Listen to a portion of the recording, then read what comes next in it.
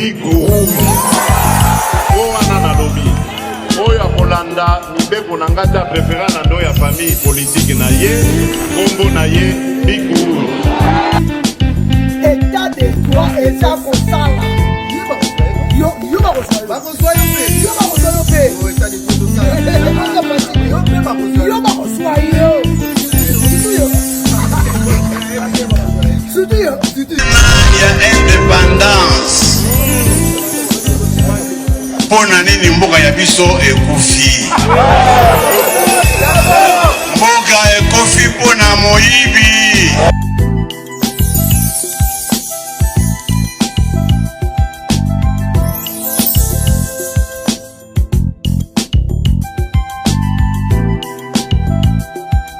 Fidèle internet de Congo Biki Rouge Télévision, bienvenue sur votre émission Tolobela Mboka, émission Tolobela Rabino, nyonso oyo kaka capitaine na Congo na capitaine na biso ya RDC, Tolobaka nyonso sauf rien. Là c'est on a liboso na bino pour la repérer sous sango ya lelo oya moko na bongsi na moko la lelo. Là je dis merci ya Fifi Congolo, pourquoi pas Gili Mujinga, merci à vous, merci à Gardien du Temple, Daniel Wanzambi le messager, merci à toi le Sokiti na plateau na pour nous. Basa ya mboka o abengami invité la ngai tout le temps o azalaka Marie Mousaki m'entend o abengami na kombo ya papa ma invité ko parler par rapport à l'actualité, par rapport à union sacrée, par rapport à Matitoleka, par rapport à gouvernement, par rapport à la nomination à Bassena tout robeta lisolo sauf na kati émission na biso, restez branchés connectés o azusuna nga oyo zala wana pour comprendre tout le bilan. Bonjour papa Mao. Bonjour maman, journaliste. Non, sinon ça va, santé bien, non. Ah, obéis moi mon kémen. Dans la gamme occupation paix, ma camébélé. En tout cas, nous sommes là, dispo pour l'envoyer ça va ma cam malamu. Pour que ça soit vérité. Et pour édifier, bah tu n'as ma cam tout le bas, bah ma cam ma soeur les autres de Kanamoka. Na de Banem. Boni parti. Bon, parti, on a des IDPS. Oui, ils sont en bonne santé. Mais moi, je suis ça parce que tout ça, la réalité, je suis maintenant. IDPS, c'est ça, mais IDPS en face, c'est ça, union sacrée. Et on a fait le bilango. Oui. On attend là. Oui. Ok, papa, Tokota. Ok. Exactement. Tokota, Modindo, Alikambu Yango, et Bengami, union sacrée. Idéologie, c'est bon. Union sacrée, le chef de l'État, il cultive vraiment, il fandi, peut au monde, il comique au marché.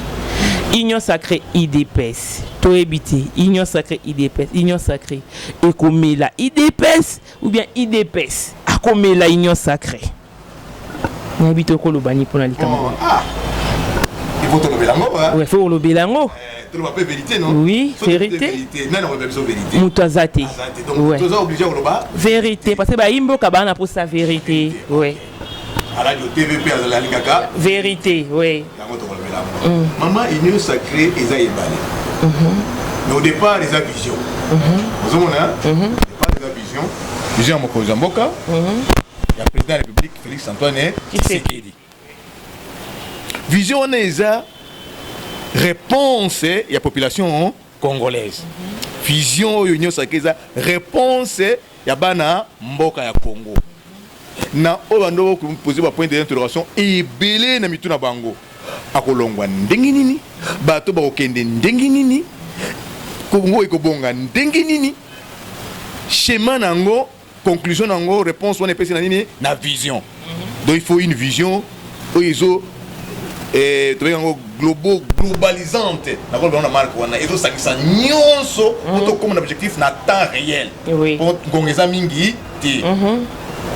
Donc, union sacrée, c'est réponse et à questionnement mingi et à congolais, congolaises. Tu vois ça, non? Oui. Il y a un gros monde qui est union sacrée. Une bonne idée, une idée géniale, bien conçue. Tu vois ce quoi? Oui. Exécution d'un groupe à la lettre, dans le programme d'un monde dingue pesé qui conçu. Et puis, l'objectif est atteint. À 99%. Bah, commis. Mais vision on union sacrée boto meke racine nango il faut la idée pes oui parce que idée pes c'est parti au pouvoir idée pes né si président de la République vous savez quoi hein oui ça selon Bisso idée pes oui donc idée pes parti au pouvoir idée pes si président est comme candidat à l'élection, à un pouvoir, il est presse. Vous avez famille d'Abisso. Tout ça à pouvoir. Mais, Nandenge, ils ont sacré, ils ont kende. Ils ont respecté la forme de l'union, se font bien là. Mais le problème est des rapports de force. Vous avez rapport de force, Nandenge, union sacrée et bimeli. Nandenge, engouement, il y a adhésion et saléveni et déborder vision. Vous avez quoi? Mais, et bien, c'est vision qui garder la forme na yango na esprit na yango bien que pas et belé na moment mais maintenant entre union sacrée na UDPS oui vous pensez quoi alors il faut que le belango belité pour ma campagne échanger oui parce que on a pour ça changement union sacrée ezui batu nyonso ya mboka ezui bana mboka nyonso ba congolais nyonso ba force politique nyonso et bango esika moko donc bakomeli bakomi moko okonzi moko ozomona sikoyo donc pays ekomi na force makasi mama président azala force makasi na population na force politique nyonso na bato bakomi mutu moko et baza arrangé derrière un seul homme oui président de la République Félix Antoine c'est une force très bien et na ndenge ekomi wana ils ont fait des résultats moko déjà ebandi kobima eza na interne wa ti na libanda soma sikoya lokuto komi mutu moko mopaya mutu ataka ba makambo azana place akota su ti yango ba conséquence nango eza liwa ya ba ambassadeur ok soma sikoya oui ba conséquence nango eza liwa ya ambassadeur c'est dire que union na biso force na biso to sali sacré soma sikoya et ça dit que ba oyo baza ba force négative baza sous na place au libéral et au côté là place de la ressource na bango on suppose que c'est une parenthèse on suppose que bateau va no sala bango pour inquiétude des agines internes pour faire ces agines internes pour l'interne bateau qui séparé bateau qui unité tu vois ça non bango bateau soit force mais maintenant qu'à l'intérieur il y a l'union sacrée ba congolais soit comme mutu moko esprit moko force moko et derrière une seule personne. Non. Par conséquent, bato na kuna nyonso na sala ba force négative na makasité. Ba komona ke ba mindele ba kosa ki bango. Tu vois ça non? Ba force ba mindele ils ont quoi ajouter. Ba mindele ba ti bango na sima au Congo. Tu vois ça non? Ba privilégier pouvoir central. Tu vois ça non? Autorité ya président Félix Tshisekedi. Ba ko za méchant. Voilà hypothèse il faut na côté kuna mais to développer ango na ndenge ya ambassadeur excusez pour le moment nous olobela union sacrée face na IDPS na komela moninga oui maman nazoloba vérité et devant Dieu pour les oui union sacrée est constituée par force moko bato moko ba yebima kabango bayebi ndenge basala la politique yango bayebi ndenge basala la mobilisation des personnes des populations bayebi ndenge bazwaka badépute bayebi ndenge basala badépense ya parti politique po bazwa badépute basalaka ndenge dépense ya komobilize bato bazala bayebi ndenge kosala dépense ya kosala implantation ya parti bayebi ndenge kosala dépense ya kobenda baforce oyo ekopesa bango espoir ya kosala ya kozwa basiège ebele na parlement ozomona national na assemblée nationale na assemblée provinciale oui. Mais biso tozana nini na problème na côté kuna tozana nini tozana difficulté côté kuna ba difficulté na eza ba entrave to benga mona ba entrave d'une ba personne na ba insuffisance ya bato na ba incompétence ya bato na kozanga koyeba ya bato ba individu ozomona siko ya zo sala ke tozala na moi pas ya recul ou sinon nous marchons sur place. Faisons du sur place, ça comme ça. Donc maintenant il faut tout ça là que tout changer ma campagne ça. C'est comme ça que pour que l'union sacrée aime la IDPS, première des choses à l'IDPS, il faut que tu revois l'animateur. Première des choses, la solution, pour revoir l'animateur. Maintenant il faut chercher qui mettre où il y a ça là pour que dans le moment il y a l'élection, IDPS a au moins plus de 150 députés Yemoko. Est-ce que beaucoup de Oui. Mais à condition que l'animateur va changer l'animateur. On se demande ce que là, IDPS a mis la matin dans la union sacrée. Condition que changer l'animateur. Deuxième condition, deuxième condition, c'est que il faut mettre les moyens dans l'IDPS. Non, ça dit que les moyens sont à niveau de la planification. Ils sont à niveau de la stratégie, ils sont à niveau de la mobilisation, tout ça, ça compte. Donc, une enveloppe suffisante en dehors de la cotisation des membres, il y a la carte, il y a la participation des ministres, il y a le PDG, tu vois ça, non? 10% de Bango. Le chef de l'État peut être à 10% d'ailleurs. Nous sommes et que ça, moyen va disposer le secrétaire général, na ba joinaye na ba nationaux nyonso ba sala musala et vous sala musala te na kokende ko beta masolo ya ba réunion ya ba foule te parce que ba foule ba contre na ngote parce que la foule n'a pas des oreilles, la foule n'a pas des yeux. La foule n'est pas pour une personne, la foule c'est pour tout le monde, c'est la population. Tu vois ça, non? C'est pour ça que nous disons que il faut commencer par mettre les noyaux, implanter les partis là où il n'y en a pas. En même temps, il faut enquêter, tout va parti, combattant, on va un peu populaire au niveau de la base, tu vois ça, non? Il faut préparer Bango à leur absence, à leur insu, il faut classer Bango jusqu'à un moment tel X, comment ils ont la difficulté de classer tout pour la compétition. Parce que le problème de ça, Léopard peut accouter Nango. Oui, il y a une préparation. Oui. Tu vois ça, non? Oui. La grandeur, la suffisance, tu vois ça, non? Ah, Léopard, ok, après. Akatani. Échec. On dit, entraînement. Oh, il a évité. L'impréparation. Tu vois ça, non? Alors, c'est comme ça que nous disons que l'impréparation, maintenant, ça change la préparation. Il faut nani à préparer Bino. Non, la préparation, ça signifie quoi? C'est-à-dire qu'il faut chercher des gens, professeurs, non? Licenciés, non? Gradués, non? Docteurs, non? Moi, je parle des personnes, des leaders naturels. Ok. Il y a des leaders naturels, quelqu'un qui n'a pas beaucoup étudié, mais c'est un leader naturel. C'est-à-dire qu'il peut vous présenter un plan d'organisation, de planification, de quoi? Innovation. Et amender. Mais il sait comment conduire, comment arriver à un résultat. Il y a plein de appétit, il y a une stratégie. Tu vois ça, non?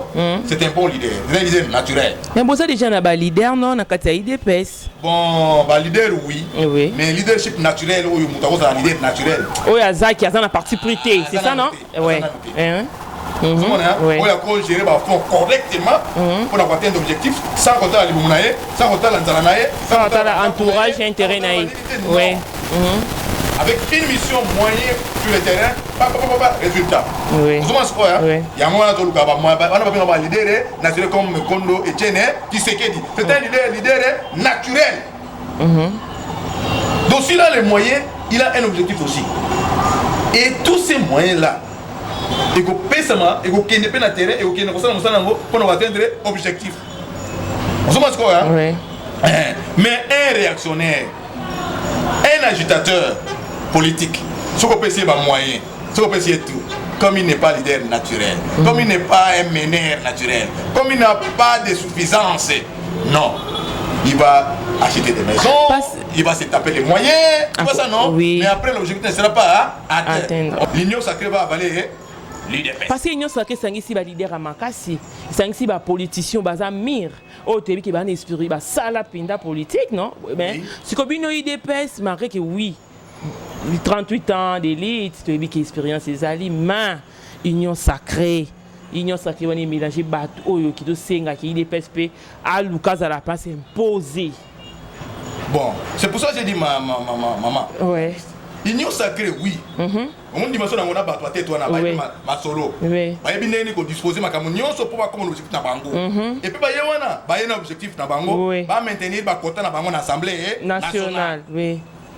ozomona siko bazala kaka ozomona siko mais siko UDPS devant Batouana devant ba image na bonje yebani no na ba nombre ba député na bango na ndenge basalaki ozomona siko bayebi cartographie ya RDC ba kwenyo so ndenge kozwa un député ozomona siko OK biso peut-être kosala ngo malamu présenté donc il faut améliorer ozomona siko mais là ça demande un leader naturel. Nous sommes dotés de Nzambe d'abord. Il y a Kamba Batu. Après, il y a souci na Batu. Na souci à parti. Souci à Yemo côté que Ngai Soki ba boy na rejoindre ngeni pour na salle d'association. Et dans l'association, il prend les membres de l'UDPS, les combattants à Tchebango. Non, là, c'est vraiment quelqu'un qui n'a pas le leadership, qui n'est pas un leader naturel. C'est quelqu'un qui est en train de forcer parce qu'il a une décision. Tu vois ça, non? Bah, nommé. Tu vois, là, ça ne va pas. Donc, la qualité, il y a un leadership naturel. Au bateau, il y a un leader. Non.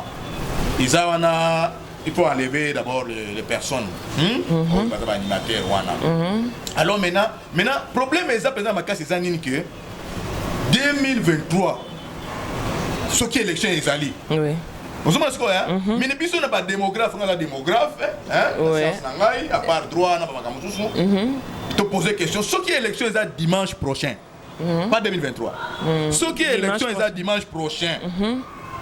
Oui. Est-ce que l'IDP ça recommande à 150, 180 députés? Il y a des question de Yangowana. Ce qui dimanche prochain élection est allé. Est-ce qu'avec compétence à bateau, na et seul les bateau tu conçois 150 ou plus c'est pas député. Parce que là la mukamiko les autres ouais. Maintenant il faut revoir ces histoires là avant. Aux hommes c'est quoi il y a mon avis que maman c'est très dangereux. Pour qu'on ça 150 ou plus c'est pas député. Et il y a mon homme qui a tant on a surtout to changer te surtout vendre les masoloté surtout bongi si masoloté il ne sacré comme la IDPS. Et il y a qui maman n'a pas son solo. C'est la vérité. Ah tout baka vérité. Azate.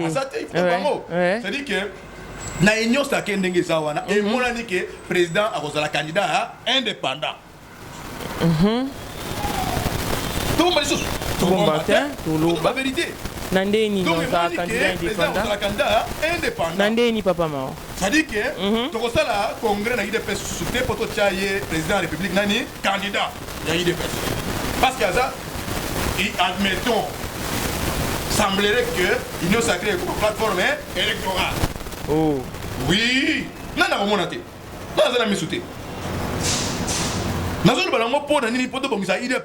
parce que les gens des racines principales, aussi mines d'été. Nous étions sur la racine, on peut payer à Bouja Kanaye, à quoi ya Kanaye paye. Comment on a maman? Pouvoir nous avoir racine naïe. Et si Mbakazete, on doit prendre ce qu'on a.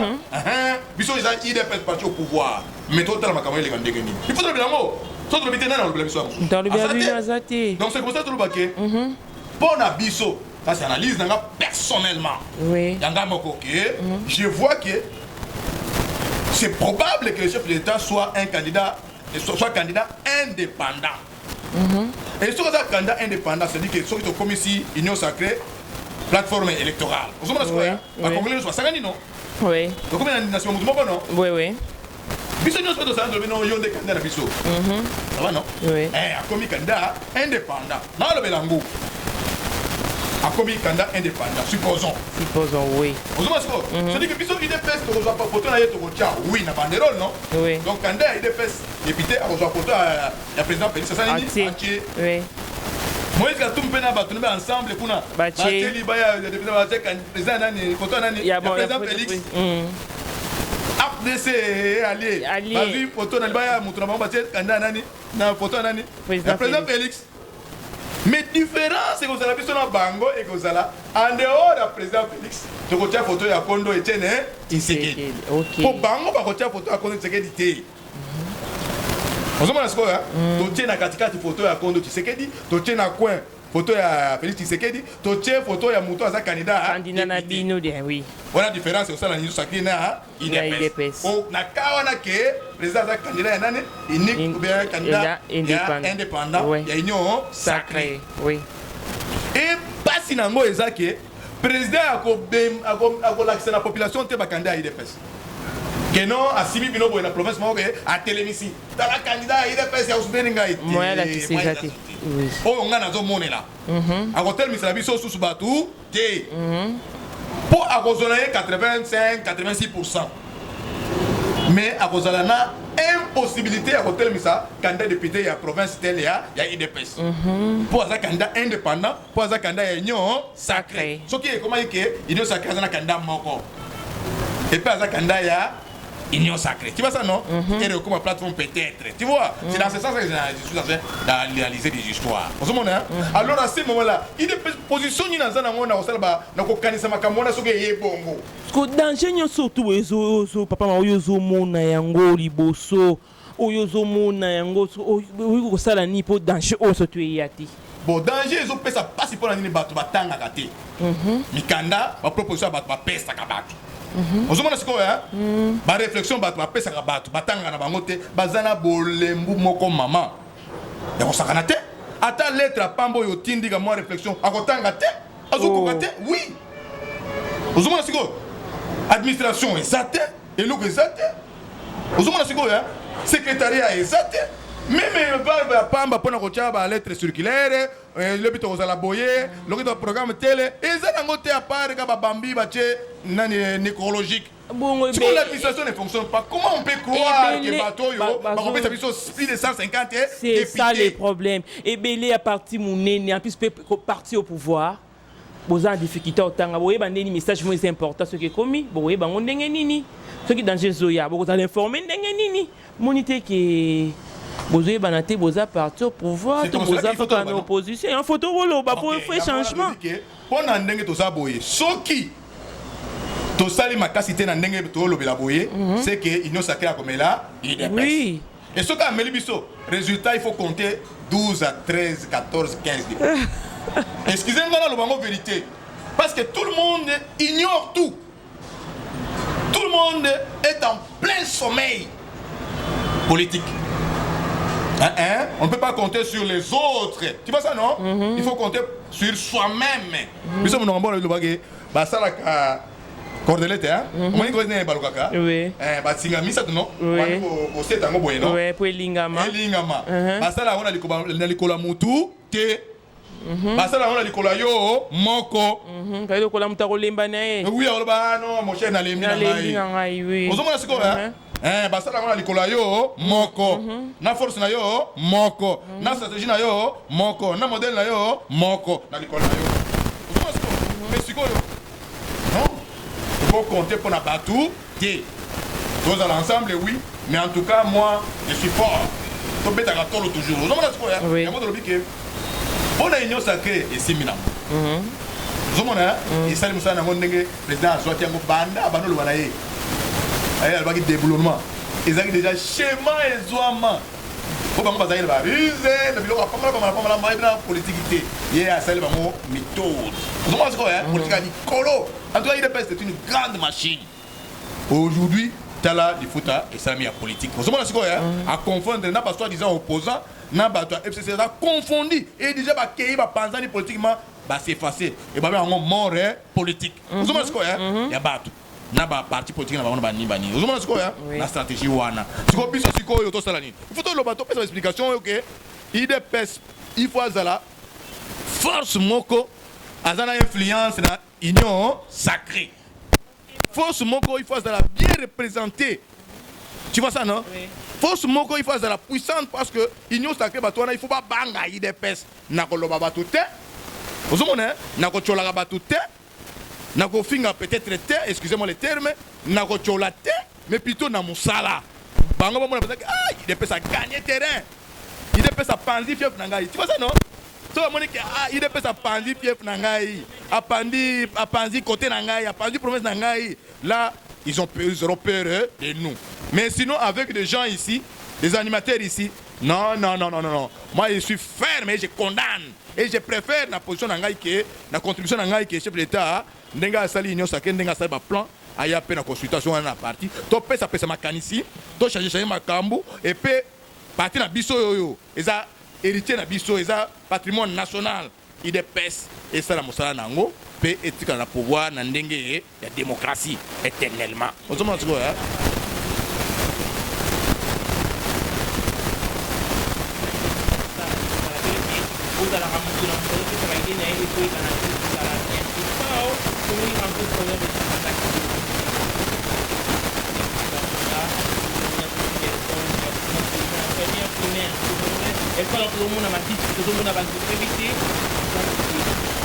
bon rentrée scolaire d'abord ezongi tosepeli non en tant que parent non nga mpe parent yo mpoza parent wana mpe aza parent bato ba parent na inquiétude esalamaki solution ezwami bato basala nini bazongi ezala mpo na intérêt ya bana na biso mpe ya biso moko ozoba sikoyo ok très bien compréhension wana ya mibale eza ke avana kota na mosusu wana naloba boye ke basyndicaliste basala attention na père spirituel na biso nani cardinal ambongo akendaka mbangu te parce que politique eza au-dessus de tout et de tous ozomona sikoyo parce que la politique a une vision. Tu vois ça, non? Où les politiques ont des visions. Hein? La vision, c'est que je vais prendre ma responsabilité ou mes responsabilités, oui, à un temps X. Il faut la déboulonner. Tu vois ça, non? On a changé le Parlement, on a changé l'Assemblée nationale, on a changé le Sénat.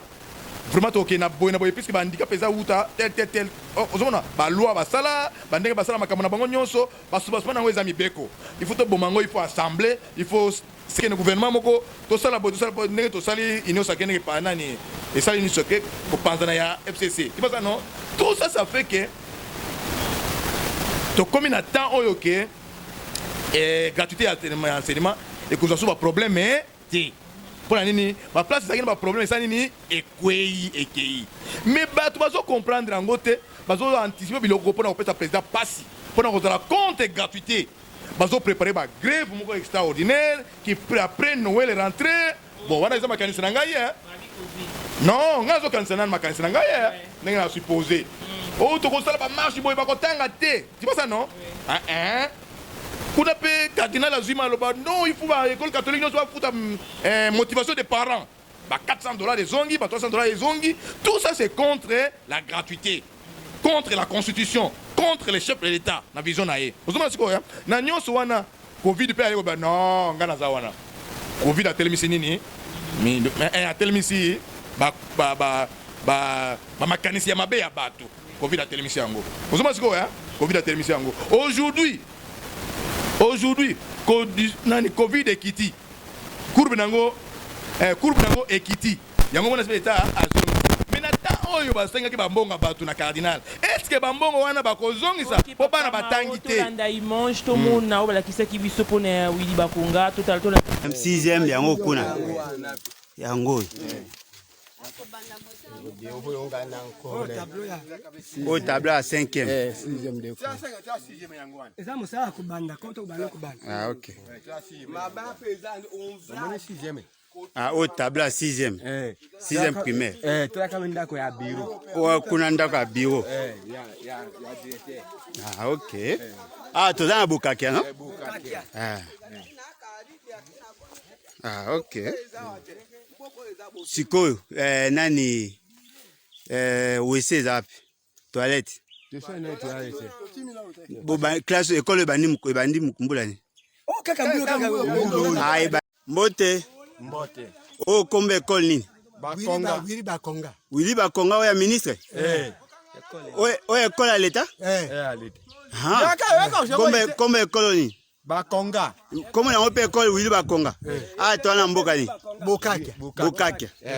Ah. Est-ce que au classe ni na classe ni? Tu comme première et 6e. Première et 6e. Oh la sanga e ba classe yango ya première ezap. Ya première yango. Nda kama difficulté na mo pepe mo kaka ne buki mo. Première Ah, première. Wapi ban ba bafanda wapi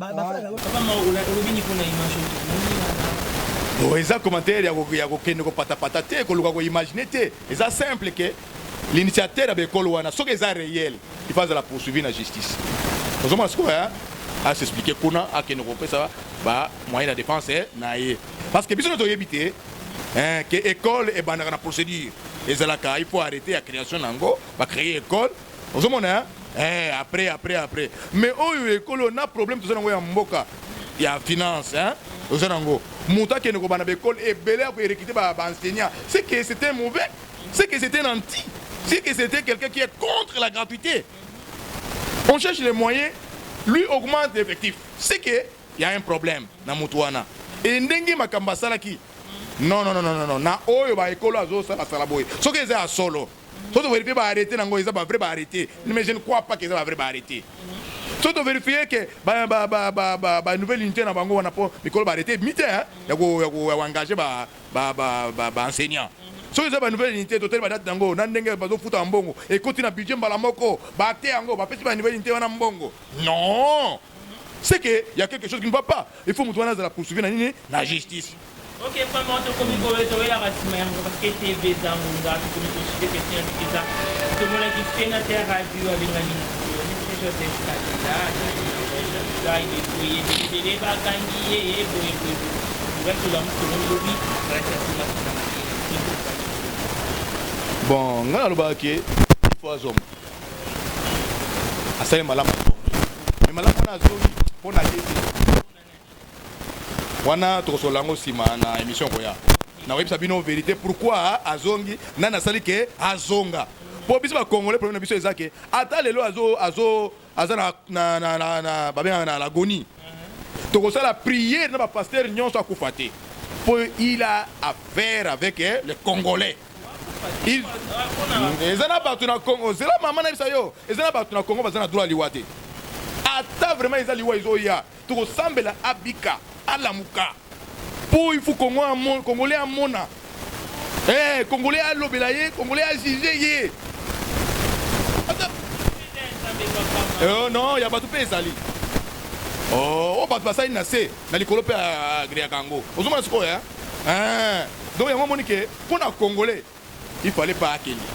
Pour les Congolais, il fallait pas Moutakufa. Vous avez dit quoi? Il faut aller à la Moïse, tous à Biloko, Nabiso. N'a pas besoin de maman. So dans le vite, non, le Nabiso. Il faut tous à Biloko, Nabiso, tous à Mbongo, Nabiso. Pour Bambongo, il faut tout le monde à Nenga Yakina Pot. Pour le Bakou, tout n'a pas dit. Contre EPSP. Ayebina YTT. Yekutunde, Azakinope, au mieux sans bien cité. Tableau noir, il y a Kosutukila. Messie à Kosutukila. Soulevez la main à Salangote. C'est là que maman a loba. Brusquement, président de la République. Autant à Marathon? Non. Non. Il y a un problème. Les Congolais, c'est la confusion mingi. Tout pouvoir ne vient pas de Dieu. Ah bon? C'est. Oui, nous avons une. Le pouvoir peut venir dans magicien, dans marabout, dans féticheur, en commission. Tout pouvoir ne vient pas de Dieu. Mais toute autorité vient de Dieu. Je te donne un exemple, maman. Un préfet, puisque vous êtes à l'école, non? Un préfet, azana pimboté, azana armeté, azana elokoté, azana maboyena moi ma sac naie, à côté de la porte école, na enseignant, na élève, na disposition, vous m'avez dit non, mon compte à côté. Ça c'est l'autorité, on appelle ça. Le monsieur n'avait aucune autorité dans la vie. Vous comprenez ce qu'on a? Aucune autorité. C'est ça que Dieu donne à tout le monde. Ce qu'on rate en gros, on peut sauter. Et il ne donne pas à tout le monde. Vous comprenez ce qu'on a? Ça c'est l'autorité qui vient de Dieu. Sans armes, sans bâton, mais pas de kima, pas de zonga bâton pour oyer. Ça c'est l'autorité. Vous comprenez ce qu'on a? Il y a préfet. Il y a préfet. Mais les pouvoirs. Moutounio se cause yango. Ne peut pas faire ça. Vous comprenez? Mais il y a les lois, Moutounio se peut faire quoi? Aux gens, on a magasin, on a marabout, on a mandona, on a bateau, on a féticheur. Parce que Mama Sango, oh, ma toile bagamba, ma casse les kiming, bazo boss, on a ebungi. Ponani, pour le capot non? Mais le pouvoir, ce n'est pas l'autorité. Confusion, on a ezalaté dans Zambé. Alors, ok. Et belé, maman, on a fait ça.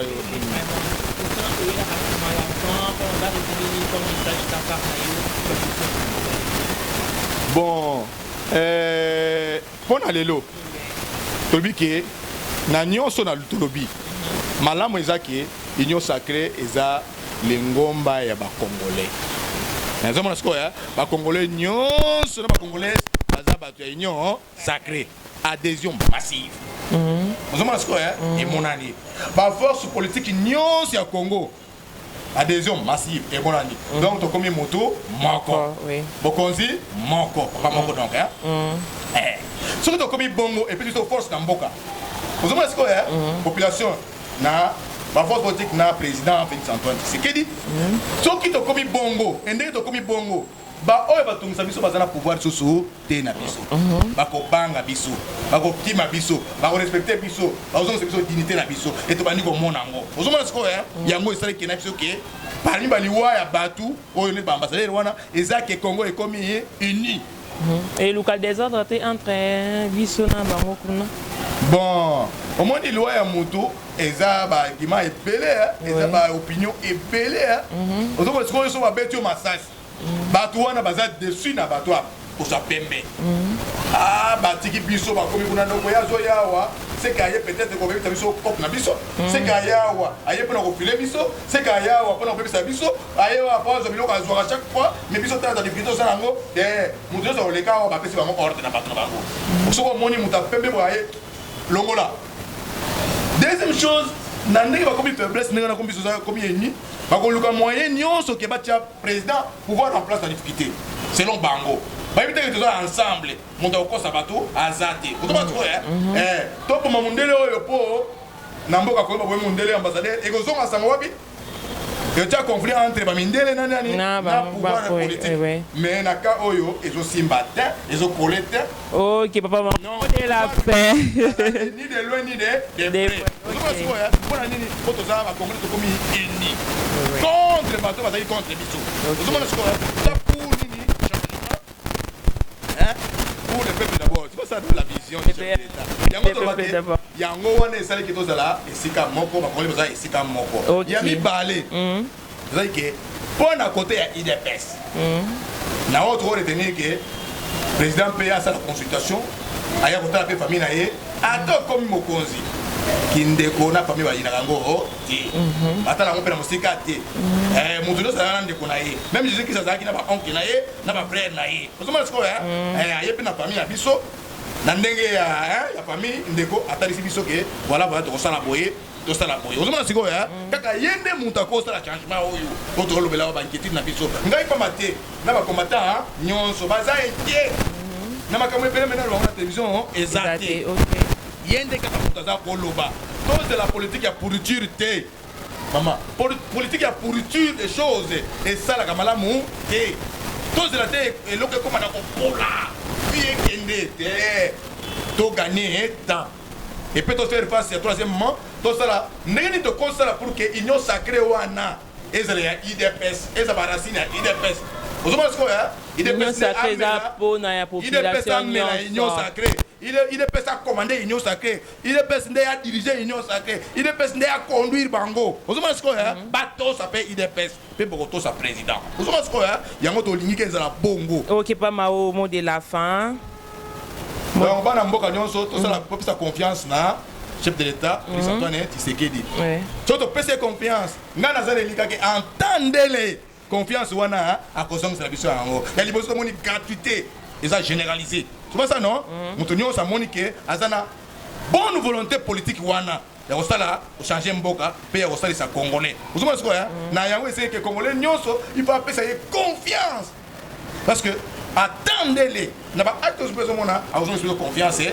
wana ozomona donc yango tolobi ke biso nyonso tozala nsima na ye biso nyonso totambola elongo place mapeka na ye neti josue ekokoya biso ekokita moke biso tosimbi ye totongoli ye ozomona sikoyo tozala bato oyo ndenge azolinga biso population toparticipe na évolution ya mboka na biso na changement ya mboka na biso nyonso tokɔta na yango tokɔta mpe na masolo ozomona sikoyo ok papa mao numéro ya contact bato bakobenga yo baolanda biso mbala ya liboso bazala na numéro nalobi boye montukutina v kisalume banda montukutina v omoni te bazongi montukutina v numéro ya telefone na ngai eza boye ke mpo olingi ozwa ngai plus 283 non excusez-moi plus 243 81 43 78 78 2 plus 243, oui. 81 43 78 78